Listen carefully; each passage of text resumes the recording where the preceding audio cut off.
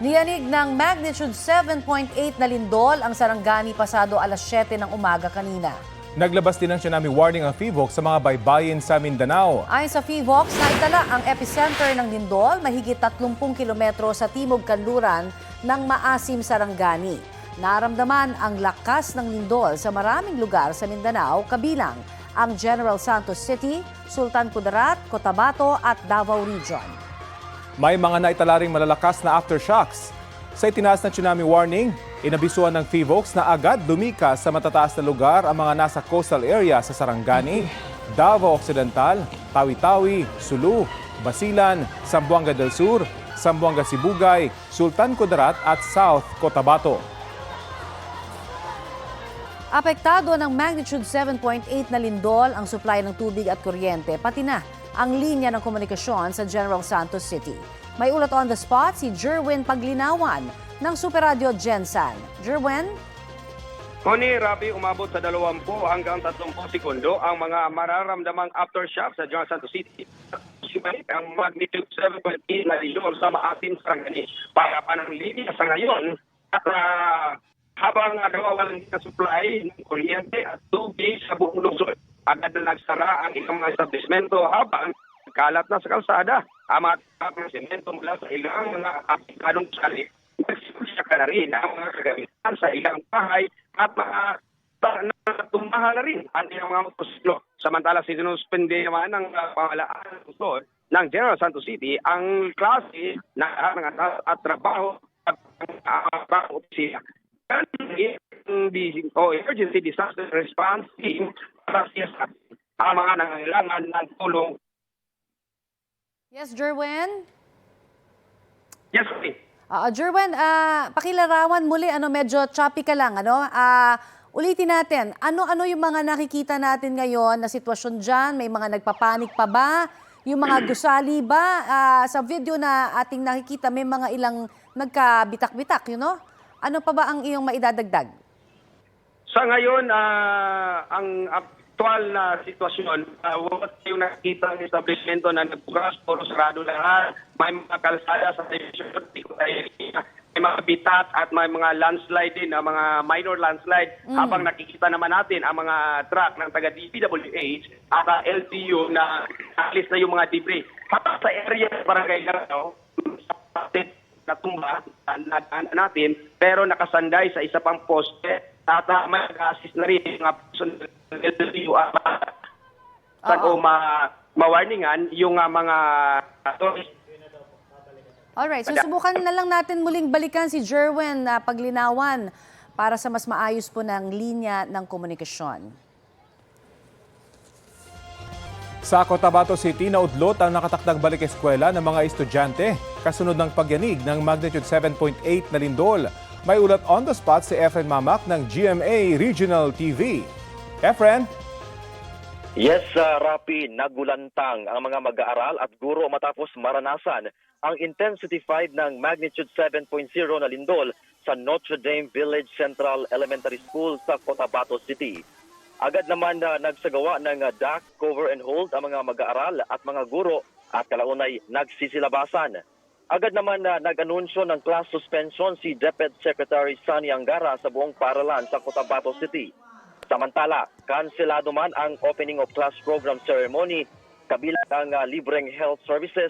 Natuloy pa rin ang ceremonial distribution ng 10 laptops para sa mga guro sa nasabing paaralan. Namahagi din ng 5,500 tablets na may digital learning resources para sa mga estudyante sa BARM. Dininig din ang mga concern ng mga guro para matugunan. Sa ngayon, nagpapatuloy ang rapid damage assessment ng otoridad at kinukumpirma pa kung may nasaktan sa insidente. Rafi. May mga naramdaman bang mga aftershocks dyan? Alam mo, Rafi, kanina habang nagsasagawa ng forum si DepEd Secretary Sunny Angara kasama ang mga guro, ay ako mismo personal naramdaman ko yung aftershock dahil habang naka-focus po ako sa interview nila kanina, medyo gumagalaw yung bubong ng covered court pero bahagya lamang at hindi naman siya nagtagal. Rafi. May mga naobserbahan din ba kayong mga pinsala dyan sa inyong lugar, Efren? Yeah. Base sa nakikita namin kanina, medyo parang normal naman ang nangyari. Wala kaming nakitang mga pag-collapse. Pero inaasahan natin na baka posible may mga bitak-bitak pa sa ibang paralan. At inaalam pa natin yan mula sa ating CDRRMO, Rafi. Paano yung ginagawa nilang inspection sa ngayon na Efren? Sino yung nagsasagawa nito? Yes, Rafi, bukod sa CDRRMO, andun din yung mga kawani ng OCD at kasama na rin yung mga guro ng iba't ibang paaralan. Bale, tinitingnan nila yung yung estado ng building bawat classroom. At kanina nga may mga estudyante pa na ayaw pang umuwi pero napag-alaman natin na hinihintay na lamang nila ang kanilang mga magulang pero inabisuhan sila na kung maaari ay umuwi na lang sa kanilang tahanan para ligtas po. Rafi. Okay, maraming salamat at ingat kayo dyan. Efren Mamak ng GMA Regional TV. Mainit na balita, nasa Senado ang 18 nagpakilalang tauhan umano ni Zaldico. Sa gitna po yan ang gumugulong na consultative meeting na pinangunahan ng Gatchalian Block tungkol sa flood control scandal. Wala sa session hall ang mga bagman umano, kundi nasa opisina ni Senador Robin Padilla, ayon kay Senador Erwin Tulfo. Sa pagsisimula ng pagdinig, tinawag ni Tulfo na isang press conference lamang ang nangyari noong Huwebes, kung saan nasa Senado ang mga nasabing bagman umano at humarap sa grupo ni Senador Alan Peter Cayetano. Iginiit ni Tulfo na walang pahintulot ng Senate Blue Ribbon Committee ang pagpupulong ni Cayetano noong nakaraang linggo. Inuna rin ng ilang senador ang mga inilahad ng mga dating tauhan umano ni Ko dahil sa mga inconsistency umano ng kanilang impormasyon. Ihahatid po namin maya-maya lamang ang iba pang detalye sa pagpapatuloy ng consultative meeting na pinangungunahan ni Senador Erwin Tulfo.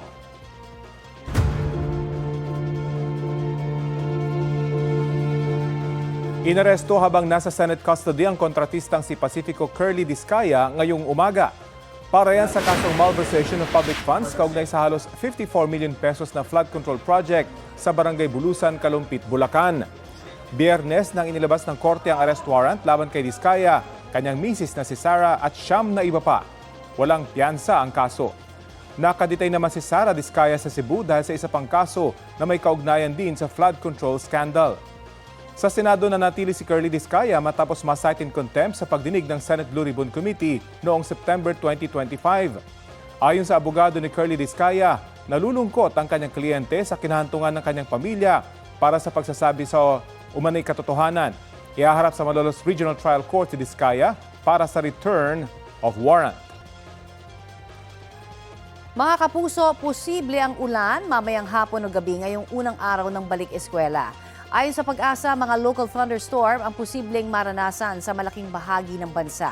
Habang ulang dulot ng hanging habagat ang bubuhos sa western sections ng Northern at Central Luzon.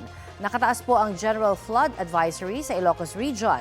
Ibig sabihin, may banta ng pagbaha sa nasabing rehiyon kasunod ng posibleng ulan. Base sa rainfall forecast ng Metro Weather, uulanin sa mga susunod na oras ang malaking bahagi ng bansa. Posible ang heavy to intense rain sa ilang lugar na maaaring magdulot ng baha o landslide. Isa o kaya'y 2 bagyo ang posibleng mamuo o pumasok sa Philippine Area of Responsibility ngayong Hunyo. Nauna na ang bagyong Esther nitong nakaraang linggo. Ayon sa Pag-asa, karaniwan sa buwang ito na maglandfall ang bagyo sa Bicol Region o kaya'y sa Eastern Visayas tsaka nito tatawirin ang Luzon. May tsansa rin ng mga lumihis ang bagyo.